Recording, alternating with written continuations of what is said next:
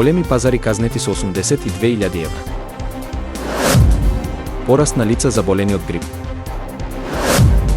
Путин и Трамп согласни за мирно решение. Автомобил влета во толпа во Минхен. Многу историски митови се лажни, ова се најголемите заблуди. Дејан Георгиевски освои сребро на меѓународниот турнир во Турција.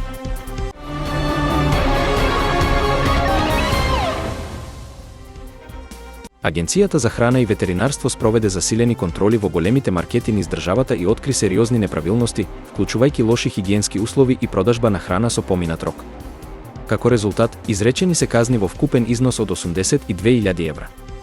Според извештајот на Агенцијата за храна и ветеринарство, инспекторите затекнале расипани производи, неправилно складирана храна и сериозни прекршувања на санитарните стандарди. Дел од маркетите веќе добиле предупредувања, но повторно биле затекнати со исти прекршоци.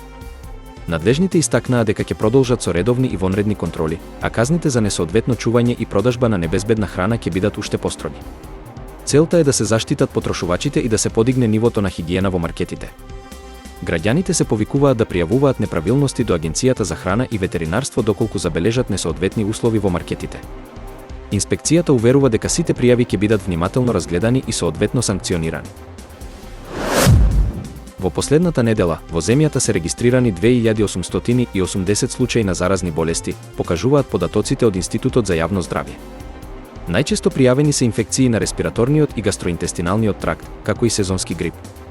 Од вкупниот број на случаи, најголем дел се од Скопје, а останатите се распоредени низ различни градови.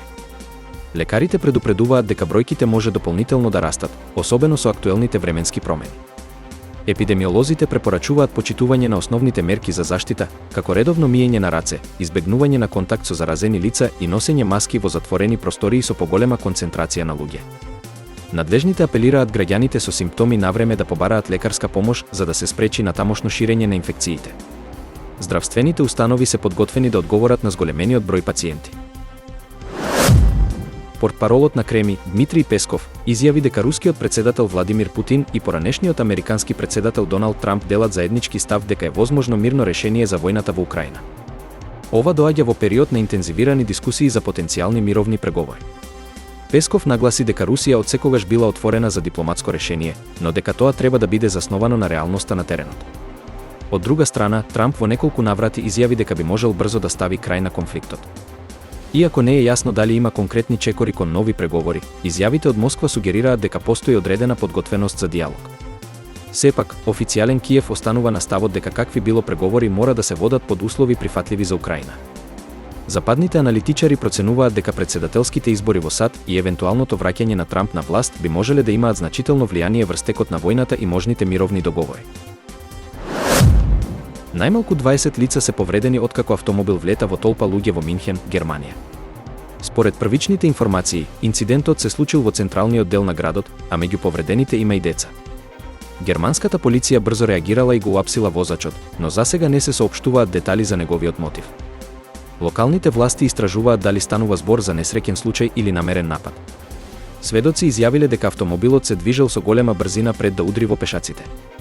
Медицински тимови веднаш пристигнале на местото на настанот, а неколку лица се пренесени во болница со сериозни повреди. Полицијата ги повика граѓаните да избегнуваат паника и да ги следат официјалните информации. Во моментов, истрагата е во тек, а безбедносните мерки во градот се зголемени.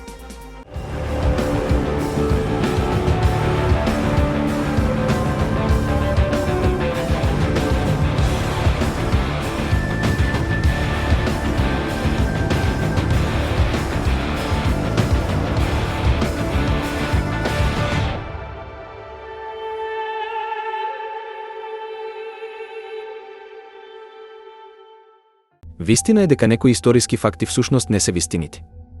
Вистина е дека Џорџ Вашингтон немал дрвени заби, иако често се верува во тоа. Неговите протези биле направени од злато, слонова коска и други материјали, но никогаш од дрво. Вистина е дека Јулиј Цезар не бил роден со царски рез. Терминот потекнува од римскиот закон Лекс Цаесареа, кој дозволувал ваков зафат само во случај на смрт на мајката за време на породувањето. Вистина е дека викинзите не носеле шлемови со рогови.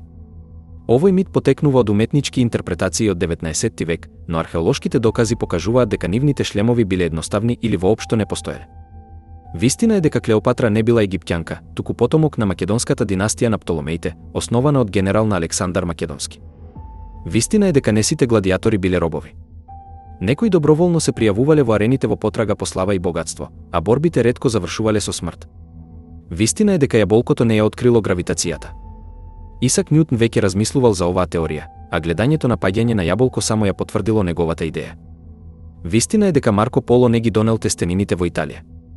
Тие биле познати уште во 9 век, благодарение на арапите кои ги донеле на Сицилија, многу пред неговото патување во Кина. Македонскиот таеквондист Дејан Георгиевски освои сребрен медал на престижниот меѓународен турнир во Турција. Со овој резултат, тој уште еднаш покажа дека е во врвна форма и подготвен за нови предизвици. Георгиевски имаше одлични настапи низ целиот турнир, победувајќи неколку силни противници. Во финалето се соочи со еден од најдобрите светски борци, но по неизвесен дуел мораше да се задоволи со второто место. Овој успех е значаен за македонскиот спорт и потврдува дека Георгиевски останува еден од најдобрите таеквондисти во светот. Неговата следна цел е Европското првенство, каде што ќе се бори за нов медал.